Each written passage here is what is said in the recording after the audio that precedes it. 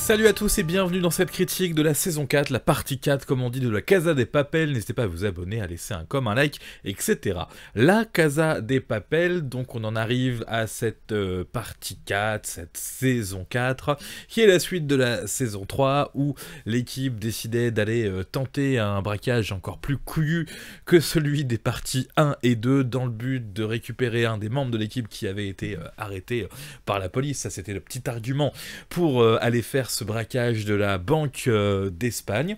Et la série, ça avait déjà surpris des gens, s'était arrêté en fin de saison 3, en plein milieu du braquage, en nous disant « Eh ben non, faudra revenir pour une partie 4 ».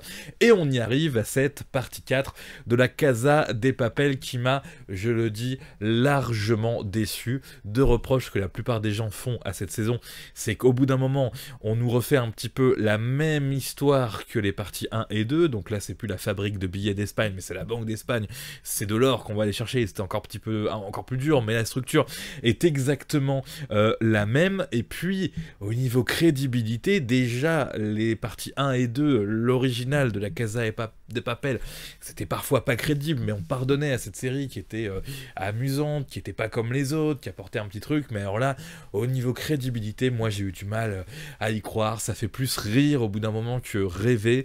Il y a donc dans cette partie 4 un personnage qui était déjà un petit peu présent dans la partie 3, mais qui va prendre de l'ampleur. C'est un petit peu le chef de la sécurité de la banque qui va réussir, et je ne dis pas comment il va faire, à se libérer en tant qu'otage.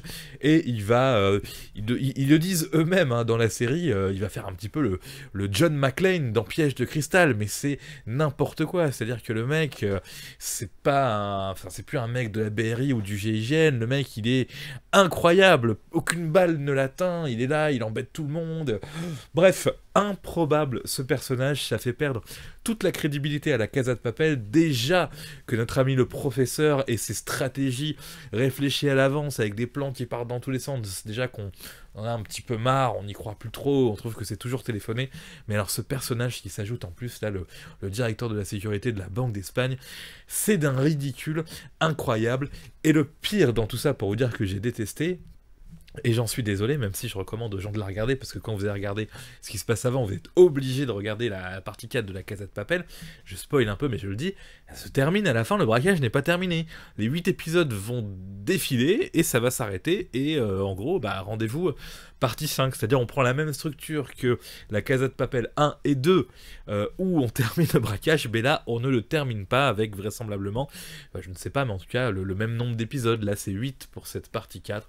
Donc franchement, Netflix, le professeur et compagnie, là ils nous ont un petit peu pris pour des cons. Évidemment que je regarderai la suite, mais il y en a marre un petit peu de se faire balader comme ça. J'aurais préféré qu'on termine cette partie 4, qu'on termine le braquage et qu'on passe à autre chose pour la partie 5. Mais non, ils ont voulu faire traîner les choses pour des histoires de business et compagnie, j'imagine, pour avoir de quoi produire des épisodes après. Je sais pas quand ça sortira, peut-être à la rentrée, septembre, octobre, tout ça, mais moi je trouve ça un petit peu limite, et forcément je suis un peu déçu, ça me gâche tout ce qu'il y a de bien quand même dans cette série, et je vais même pas m'attarder sur tout ce qu'il y a de bien. Ok, c'est toujours comment dire, techniquement bien foutu, il y a un super rythme, les personnages sont franchement sympas, à part celui que j'ai pas aimé, je le disais tout à l'heure, à part le professeur qui commence à être caricatural, mais les personnages sont hyper attachants. Là il y a trop de flashbacks, et ça j'ai vu plein de gens le dire aussi, trop de flashbacks, tue le flashback, mais sans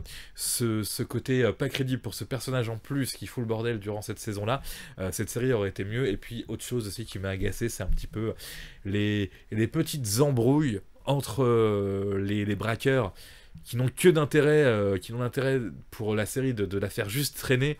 C'est absolument inutile. Bref, voilà, vous me dites en commentaire, vous, ce que vous en avez pensé. Et bien sûr qu'il y aura plein de gens pas d'accord avec moi, c'est évident, mais franchement, la Casa de Papel, waouh. Moi j'ai pris l'abonnement Netflix, je suis abonné à Netflix de temps en temps comme ça quand j'ai envie, et dis donc c'est un beau produit d'appel pour faire des abonnements Netflix, mais je suis pas sûr que ce soit encore hyper qualitatif. Ça me permet en tout cas moi de mon côté de regarder plein d'autres films sur Netflix. Voilà, merci d'avoir suivi cette courte critique de la Casa de Papel partie 4, et je le redis, n'hésitez pas à me donner votre ressenti à vous en commentaire, en restant cordial, poli. C'est impossible de demander ça sur YouTube, mais essayez quand même. Allez, au revoir.